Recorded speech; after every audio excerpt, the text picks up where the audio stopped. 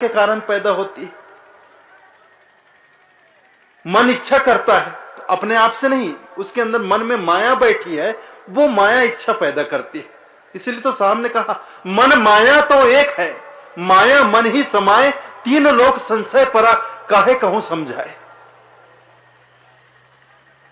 वह मन की माया इच्छा पैदा करती है कि संसार का तू भोग कर, और इंद्रियों के माध्यम से हम संसार का भोग करने लग जाते हैं। हमारे पास 5 ज्ञानेंद्रिय है और 5 कर्मेंद्रिय है। तो इसको ज्यादा विस्तार में न लेकर यही कहूं कि इंद्रियों के माध्यम से हम संसार का भोग करने लग गए और संसार के भोग में इतने मस्त हो गए, और ये सब माया के कारण हो रहा है। और हम कौन हैं, कहां से आए हैं, इस बात को हम भूल गए। इस बात को भूल गए कि मैं निर्गुण निराकार ब्रह्म का अंश हूं, ईश्वर का अंश हूं, उसी का अंश हूं। और ईश्वर का अंश ईश्वर ही होता है, परमात्मा का अंश परमात्मा ही होता है। और मैं ईश्वर की तरह ही निर्गुण हूं, निराकार हूं, यह भी भूल गए। और हम यह भी भूल गए कि हम ईश्वर और परमात्मा की तरह अजर है, अमर है, अविनाशी, यह भी भूल गए। और इस शरीर में उतरकर इस शरीर को ही हम अपना स्वरूप समझने लग गए। मैं कौन? ये शरीर ही मैं। ये शरीर मैं नहीं हूं, इस शरीर में तो मैं उतरा हूं, ये तो मेरा घर है, घर के रूप में इस शरीर में उतरा। जिस घर में आप रहते हो, देखो एक उदाहरण की बात है। सबका घर है, सबका घर है, किसी न किसी गांव में, शहर में सबका घर है। उस घर को मैं हूं बोलते हो क्या आप? घर को मैं हूं बोलते हो क्या? नहीं बोलते। क्या बोलते हो? ये मेरा घर है, ये मेरे सोने का कमरा है, ये मेरे बैठने का कमरा है, ये मेरी रसोई है, यहां मैं खाना खाता हूं, ये मेरे नहाने स्नान घर है। घर को ऐसा नहीं कहते कि ये मैं हूं, ऐसा नहीं कहते, ये मेरा घर है बोलते हैं। लेकिन इस जीव के घर को, ये शरीर तो जीव का घर है, तो फिर इसको मैं हूं कैसे बोलते हैं? और ये भी बोलते हैं, जैसे घर के बारे में बोलते हैं कि ये मेरा सोने का कमरा, ये मेरे नहाने का कमरा, ये मेरी रसोई, ये मेरे बैठने का कमरा। बस शरीर के बारे में भी बोलते हैं कि ये मेरा हाथ है, ये मेरा पैर है। किसी से पूछो ये क्या है, तो बोलेगा ये मेरा हाथ है।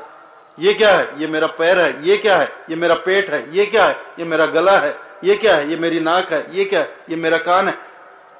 अच्छा, ये तेरा कान है, ये तेरी नाक है, ये तेरी दाढ़ी है, ये तेरे बाल हैं, ये तेरा सिर मस्तक है, ये तेरा गला है, ये तेरी छाती, ये तेरा पेट है, ये तेरा हाथ है, ये तेरा पैर है। तो तू कहां है? तो तू कहां है? ये तो तेरा सर हुआ, ये तो तेरा बाल हुआ, ये तो तेरी नाक हुई, ये तो तेरा हाथ हुआ, ये तो तेरा पेट हुआ, ये छाती हुई, ये हाथ पैर हुआ। तो तू कहां है? बात तो वही है ना। देखिए, हम सब कुछ जानने का दावा करते हैं, लेकिन खुद को नहीं जानते मैं कौन हूं, तो हमारा सारा जानना बेकार। हम कहते हैं मैं पूरी दुनिया को जानता हूं, बहुत अच्छी बात है, आप पूरी दुनिया को जानते हैं, लेकिन अगर खुद को नहीं जानते तो आपका सारा जानना बेकार है। कुछ लोग कहते हैं मैंने सारे संसार को देखा है। बहुत अच्छी बात है, आपने सारे संसार को देखा, लेकिन खुद को नहीं देखा तो आपका सारा देखना बेकार है। देखो, आप सारी दुनिया को देखो, लेकिन एक बार उस देखने वाले को भी तो देख लो। अच्छी बात है, जानो, आप पूरी दुनिया को जानो, लेकिन उस जानने वाले को भी तो एक बार जान लो। तो उसे भूले बैठे। तो इस बात को साहब कहते हैं निर्गुण से हम चले आए, सरगुण ही समाये हो, बिसर गए निज नाम को, माया में भुलाए हो। निर्गुण निराकार ब्रह्म से आए, सरगुण साकार इस शरीर में उतरे और माया के चक्कर में पड़कर बिसर गए निज नाम को। बिसर गए मतलब भूल गए निज नाम को। निज अर्थात स्वयं को, निज अर्थात स्वयं को बिसर गए, भूल गए, खुद को भूल गए। बिसर गए निज नाम को, माया में भुलाए, माया में पड़कर खुद को भूल गए। जो है उसे भूल गए और जो नहीं है वो बने बैठे, ये शरीर मैं हूं। और ये शरीर किस चीज से बना है? बताइए, हाड़ चाम से, हाड़ चाम से बना, ये चमड़ा है कि नहीं? ये चमड़ा है, हाड़ चाम से बना है ये शरीर। तो 24 घंटे इस शरीर को, जब चमड़े के शरीर को मैं हूं मैं हूं मैं हूं बोल रहे हो, हम दिन भर सुबह उठते से रात को सोते तक इस चमड़े के शरीर को जब बोलते हैं कि मैं हूं, तो हम चमार नहीं है तो और क्या है? आप बताओ।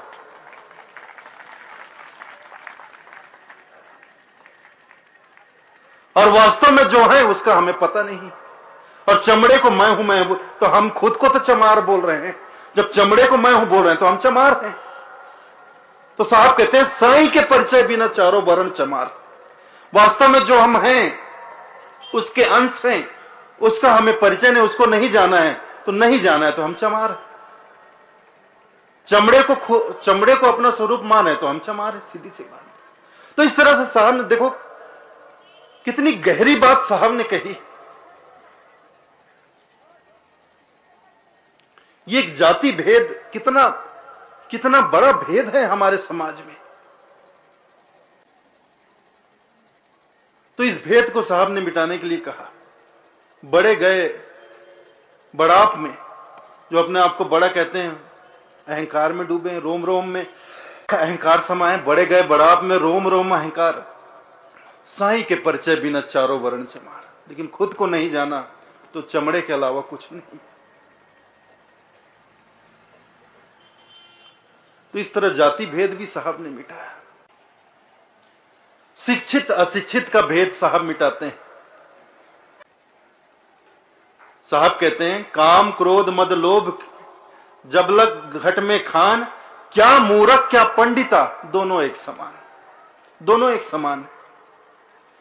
कितने भी विद्वान हो, कितने भी पढ़े लिखे हो, लेकिन काम क्रोध मद लोभ मोह ईर्षा राग द्वेष छल कपट चतुराई, ये सारे विकार अगर मन में भरे हैं तो एक मूर्ख में और एक विद्वान में कोई अंतर नहीं। क्या मूर्ख क्या पंडिता दोनों एक समान।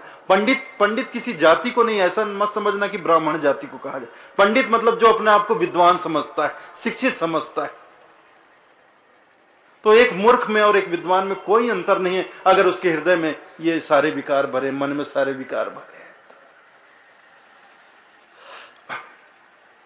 तो और इन्हीं तमाम विकारों के कारण ये जो मानव समाज है संसार के अंदर, ये तमाम प्रकार की समस्याओं में पड़ गया है, और बहुत बड़ी बड़ी समस्याएं हैं।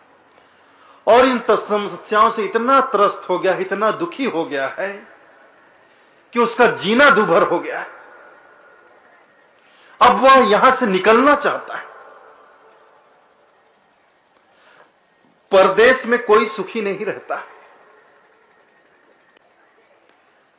परदेश में तो केवल भटकना होता है। तो हम अपना घर छोड़कर इस संसार रूपी परदेश में भटक रहे हैं, भूल भुलैये में, और यहां आकर परेशान हो गए। लेकिन ये भूल भुलैया ऐसा है कि हम यहां से जाना चाहते हैं, निकलना चाहते हैं, वापस अपने घर को जाना चाहते हैं, लेकिन निकल नहीं पा रहे। और जितना निकलने का प्रयास करते हैं उतना ही उलझते जा रहे हैं, भटकते जा रहे हैं। ऐसा यह भूल भुलैया है संसार। और जब परदेश में पीड़ा मिलती है, दुख मिलता है, तब घर की याद आती है।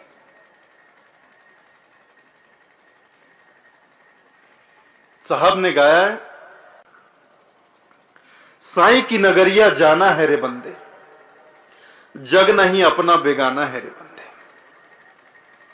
हमें अपने घर जाना है, ये संसार तो बेगाना है, और इस संसार में दुख है। इस संसार की स्थिति तो ऐसी है, ये वीराना देश, यहां कोई सौंदर्य नहीं। तो ऐसे वीराने देश में क्या रहना। चलें अपने देश, रहना नहीं देश वीराना। यह संसार कागज की पुड़िया, बूंद पड़े धुल जाना। यह संसार झाड़ और झांकड़ आग लगे बर जाना है। यह संसार कांटे की बाड़ी, उलझ पुलझ मर जाना है। कहत कबीर सुनो भाई साधो, सदगुरु नाम ठिकाना। सदगुरु ही हैं जो इस भूल भुलैया से निकालकर हमें वापस अपने घर को ले जाएंगे। तो सदगुरु की टेक लगाएं, उनको पुकार लगाएं। और हमने पुकार लगाया, जीवों ने पुकार लगाया, और पुकार सुनकर ही सदगुरु इस धरा पर आए। अमर लोक से हम चली आए, आए जगत मझारा हो, सही छाप परवाना लाए, समरथ के कड़िहारा हो। जियो दुखी देखा भव सागर, ता कारण पगुदारा हो, वंश 42 थाना रोपे, जम्बू द्वीप मझारा हो। जीवों की पुकार सुनकर, उनके दुखों को दूर करने और दुखों को देखकर मैं इस संसार में आया और कड़िहार बनकर आया, ताकि जीवों की नैया को खेकर इस भवसागर से पार लगा। कड़िहार बनकर सदगुरु आए और वंश 42 थाना रोपे, जम्बू द्वीप मझारा। हर सदगुरु को एक विवेकी योग्य शिष्य की तलाश होती है, चाहे वह किसी भी क्षेत्र का ज्ञानी हो, चाहे संगीत का ज्ञानी हो, चाहे किसी भी क्षेत्र का ज्ञान हो। जो अपनी साधना से वह ज्ञान अर्जन करता है, अनुभव ग्रहण करता है, पाता है, जीवन में जो उपलब्ध करता है, वह चाहता है कि यह मेरे जाने के साथ मेरे साथ ना चला जाए, मिट ना जाए। जो कुछ साधना से मैंने पाया, उसका लाभ आगे भी संसार को मिलता रहे। तो हर ज्ञानी एक योग्य पात्र की तलाश में रहता है, शिष्य की तलाश में रहता है कि कोई मुझे ऐसा योग्य पात्र शिष्य मिले जिसे मैं अपनी ज्ञान की संपदा सौंप दूं। जो अनुभव मैंने पाए हैं अपने जीवन में, जीवन की साधना से, अपना सारा अनुभव कोई योग्य पात्र मिले तो उसके पात्र में उड़ेल दूं, ताकि मेरी साधना का लाभ आगे भी संसार को मिलता रहे। तो सदगुरु कबीर साहब को भी एक विवेकी शिष्य मिले, धनी धर्मदास साहब के रूप में। और जब धनी धर्मदास जी साहब सदगुरु को मिले, तब सदगुरु कबीर साहब की खोज समाप्त हुई। सदगुरु कबीर साहब ने कहा, धर्मदास तुम बड़े विवेकी, तुमरे घट बुद्धि बढ़ देखी, खोजत खोजत तुमको पाया, सकल भेद खोल बतलाया। सदगुरु कबीर साहब ने धनी धर्मदास साहब को अपने योग्य शिष्य के रूप में प्राप्त किया। उन्हें लगा कि यही योग्य पात्र है, इस पात्र में मैं ही अपनी सारी ज्ञान संपदा, जो मेरे अनुभव का जो भंडार मेरे अंदर भरा है, उसे सौंप सकूं। वह पात्र तो यही धर्मदास जी साहब ही हैं। और बांधवगढ़ में जब साहब गए, सम्मत 1520 के साला, बांधवगढ़ किन धर्मशाला, धर्मनी को सब कहे प्रसंगा, तुम मोरे हो भक्ति के अंगा।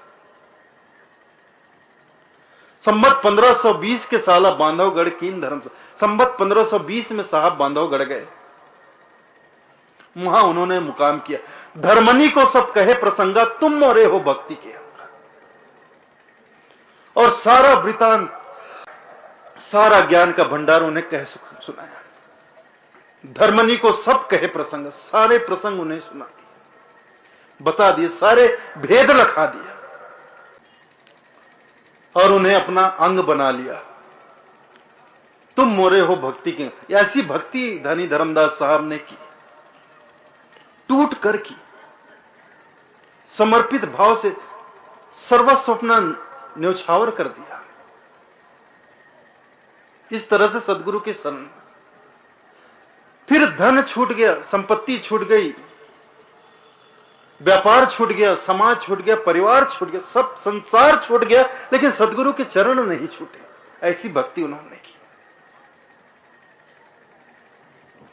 जीवन का ऐसा कोई प्रश्न नहीं, ऐसी कोई शंका नहीं जो धनी धर्मदास जी साहब ने सदगुरु के समक्ष ना रखी। और धनी धर्मदास जी साहब का कोई ऐसा प्रश्न नहीं, कोई ऐसी शंका नहीं जिसका समाधान सदगुरु कबीर साहब ने ना दिया।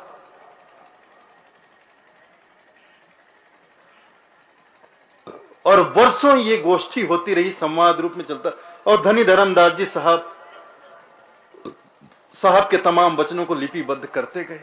वही आज उनके सारे वाणी वचन हमारे पास ग्रंथों साहित्य के रूप में उपलब्ध है, जिन्हें हम पढ़ते हैं। तो पात्र मिले धनी धर्मदास जी साहब। और देखो, पात्र, जब तक पात्र ना हो, ये सीधी सी बात है, सीधी से समझने वाली बात है।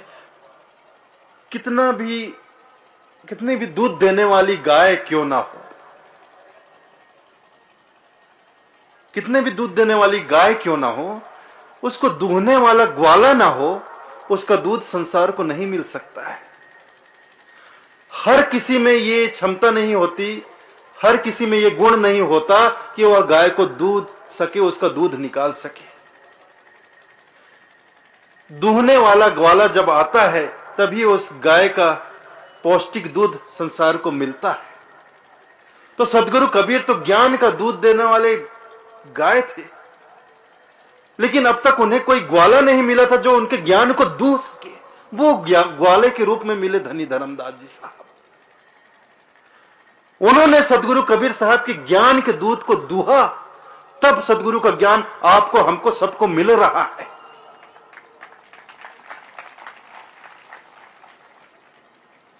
अर्जुन नहीं होते तो आज संसार के पास गीता का ज्ञान होता क्या? नहीं होता। गीता का ज्ञान संसार को नहीं मिलता। गीता का ज्ञान तो था, लेकिन भगवान कृष्ण के भीतर था, बाहर नहीं था, प्रत्यक्ष नहीं था, वह गुप्त था। लेकिन अर्जुन रूपी जब पात्र सामने आया तो भगवान कृष्ण ने गीता के ज्ञान को अर्जुन रूपी पात्र में उंडेल दिया, तब वह गीता का ज्ञान आज पूरे संसार को मिल रहा है।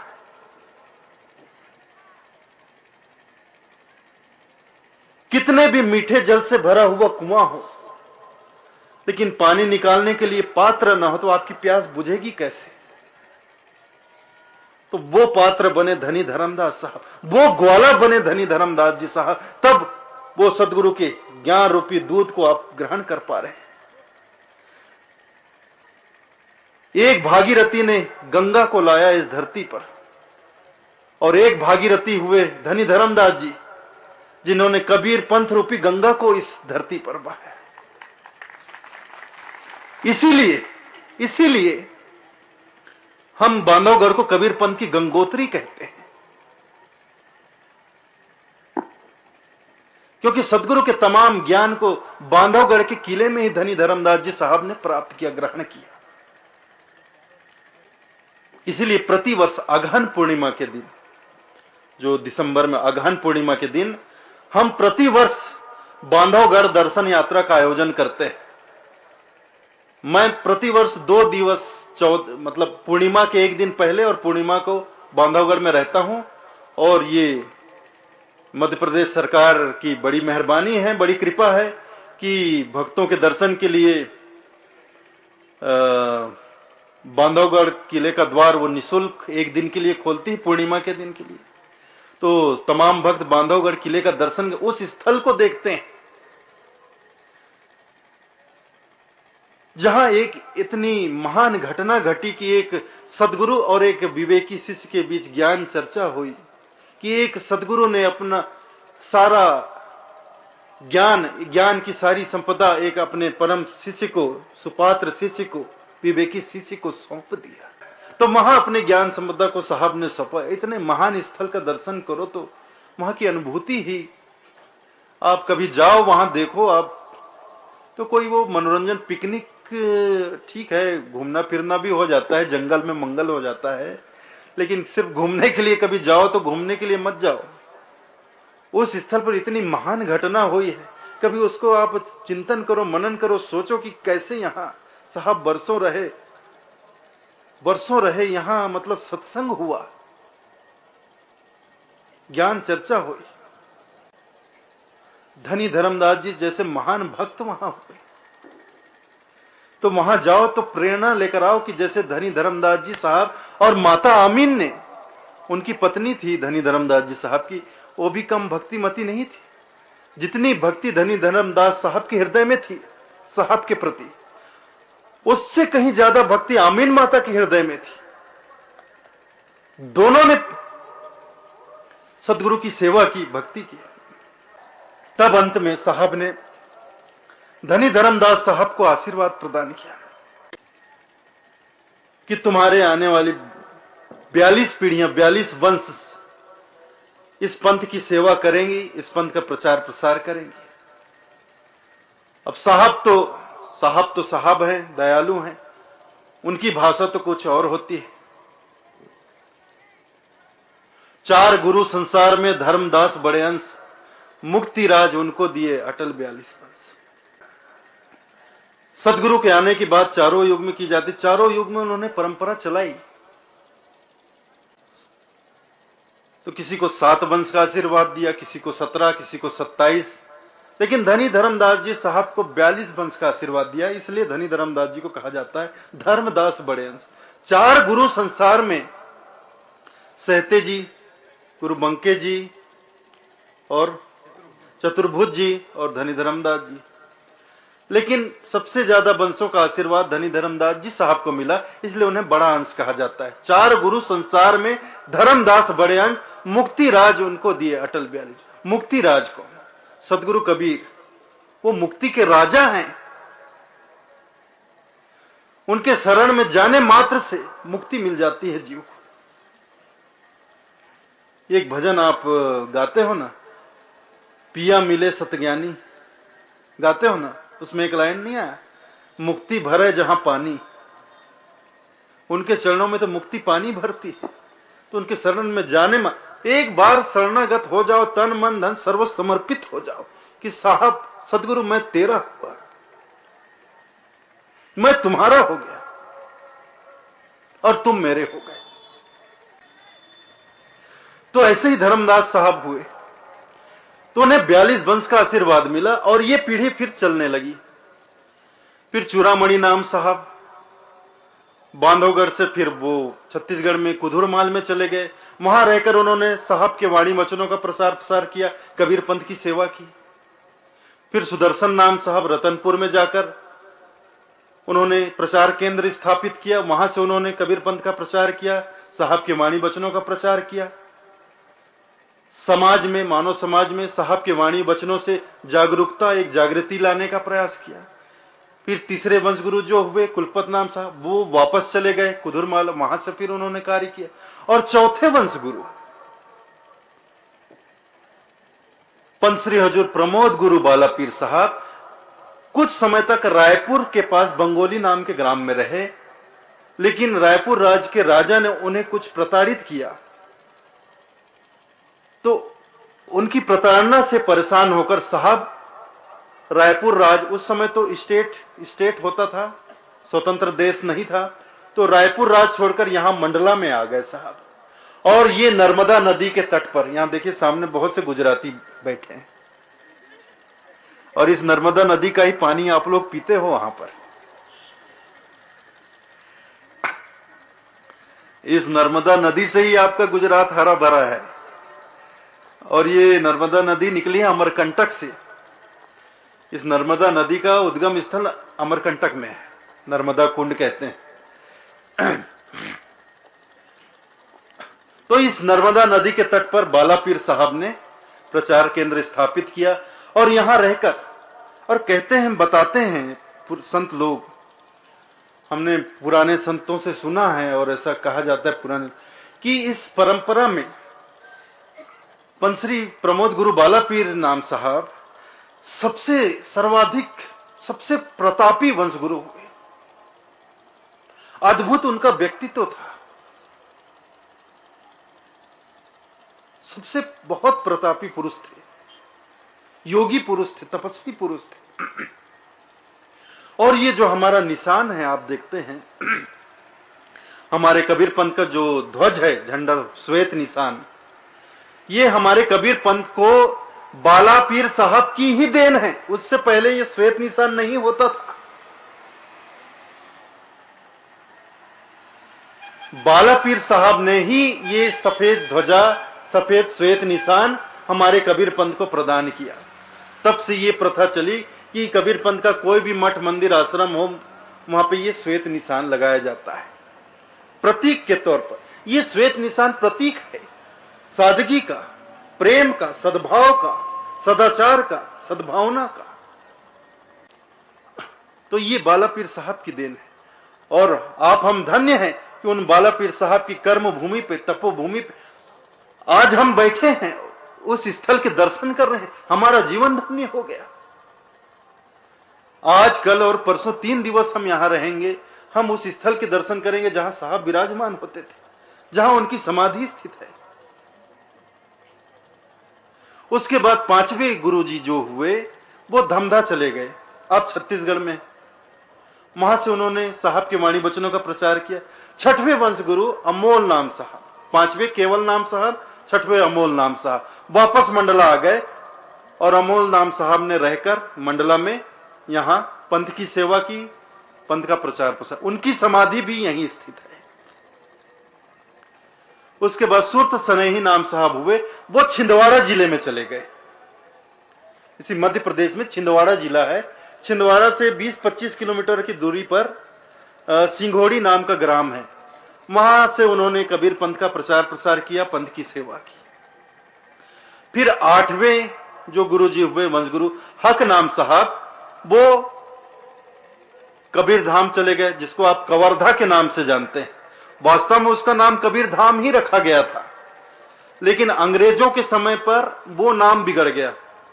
अंग्रेज लोग ठीक से हिंदी शब्द का उच्चारण नहीं कर पाते, तो कबीर धाम को कबरधा ऐसे बोलते थे।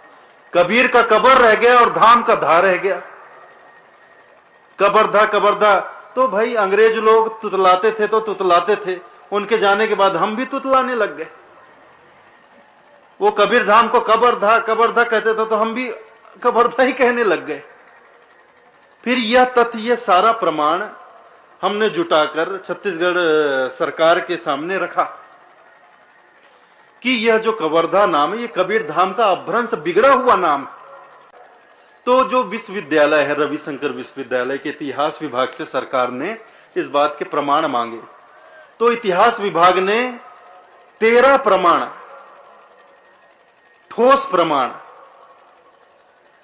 प्रशासनिक दस्तावेजों से निकालकर 13 प्रमाण सरकार को सौंपे।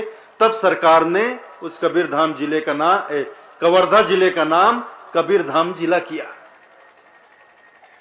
आज पूरे भारत में एकमात्र ऐसा जिला है छत्तीसगढ़ के अंदर जिसका नाम कबीर धाम है। कबीर धाम जिला, कबीर धाम सिर्फ एक ही जिला है। एक जिला और बना था यूपी में, उत्तर प्रदेश में। मायावती जी जब थी वहां पे मुख्यमंत्री, तो उन्होंने जहां मगहर जिस तहसील में है, मुर्शिदाबाद क्या है, खलीलाबाद तहसील के अंदर, तो उसको एक नया जिला बनाया था। उस जिले का नाम कबीर नगर रखा था उसने। लेकिन बाद में सरकार बदलते उन्होंने सारे नए जिलों को विलोपित कर दिया।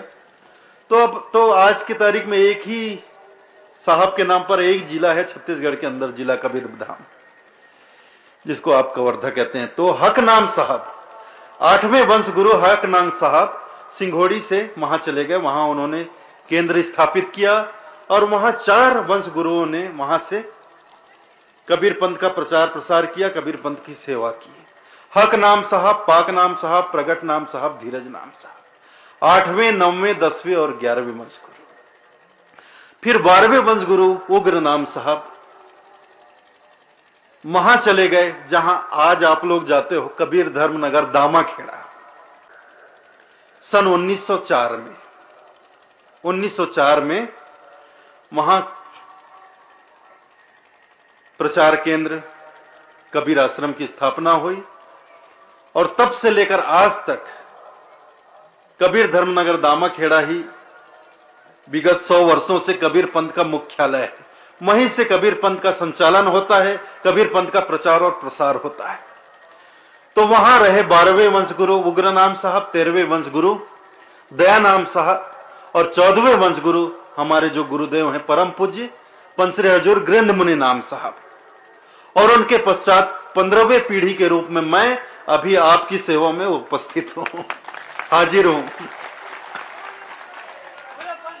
ये सब साहब की कृपा है, साहब का आशीर्वाद है, साहब की आज्ञा का पालन हो रहा है। हम तो बहुत तुच्छ हैं, हम तो उनके चरणों के धूल हैं। साहब ने जो आशीर्वाद दिया, जो आज्ञा दी, उनकी आज्ञा का पालन हो रहा है। हम तो इस पंथ के एक छोटे से कार्यकर्ता हैं और आप सब हमारे साथी हैं। हम सब साथ मिलकर साहब ने जो मार्ग बतलाया है भूल भुलैया से बाहर निकलने का, हमारी ही पुकार पर साहब इस संसार रूपी भूल भुलैया में आए हैं। अब साहब जो हमें मार्ग दिखा रहे हैं, जो बता रहे हैं कि इस रास्ते पर चलो, इस मार्ग पर चलो, इस पथ पर चलो, इस पथ के पथिक बनो, इस पंथ के पंथी बनो, और दृढ़ता पूर्वक, विश्वास पूर्वक, श्रद्धा पूर्वक, लगन पूर्वक इस पंथ पर चलो, तो निश्चित रूप से संसार रूपी भूल भुलैया से निकल जाओगे और अपने निज घर को पहुंच जाओगे, निज ठौर को पहुंच जाओगे। तो इसके लिए चाहिए मात्र श्रद्धा। रुपया नहीं चाहिए, पैसा नहीं चाहिए, नारियल नहीं चाहिए, धोती नहीं चाहिए, मिठाई नहीं चाहिए। यहां समर्पण चाहिए अपने प्रेम का, अपने विश्वास का, अपनी श्रद्धा का, अपनी भक्ति का, और इसके साथ स्वयं का कि साहब मैं तेरा हो गया और तू साहब मेरा हो गया, मैं तेरा हो गया, तू मेरा हो गया, बस। और इससे ज्यादा मैं कुछ नहीं जानता। संत दादू दयाल बोलते हैं, तन भी तेरा, मन भी तेरा, तेरा पिंड और प्राण सब कुछ तेरा, पर तू है मेरा। ये दादू का ज्ञान, अगर इस दादू के ज्ञान को हम अपना ज्ञान बना ले तो हमारा भी काम हो जाएगा। दादू के पास इससे ज्यादा ज्ञान नहीं। मुझे किसी पोथी पुराण का ज्ञान नहीं, मैं किसी शास्त्र को नहीं जानता, मुझे किसी शास्त्र का ज्ञान नहीं। मेरा ज्ञान तो बस इतना ही है, सब कुछ तेरा है लेकिन तू मेरा है। ये दादू का ज्ञान है, इससे ज्यादा मेरे पास कोई ज्ञान नहीं है और मुझे जरूरत भी नहीं है। तो बस इसी को अपना लेना है। कहत कबीर सुनो भाई साधो, सदगुरु नाम ठिकाना है, रहना नहीं देश बिराना। ये तो बिराना देश है, यहां से निकलना है, हमें जाना है। तो आप हम सब सदगुरु के शरण में आए हैं, तो सदगुरु के शरण में आकर सदगुरु की शिक्षाओं को जानें, समझें, चिंतन करें। चिंतन अवश्य करें, समझें, उसे अपने हृदय में उतारें और साहब की आज्ञा का पालन करें। उनके बतलाए हुए रास्ते पर चलकर अपने जीवन को सफल करें। अपने जीवन को सफल करने के लिए ही हम साहब के शरण में आए, और साहब हमारे जीवन को सफल बनाने के लिए इस धरा पर आए हैं। तो इन दोनों ही कार्य को सार्थक करना हमारी श्रद्धा, हमारी भक्ति, हमारे विश्वास, हमारी दृढ़ता, हमारी लगन पर ही निर्भर है।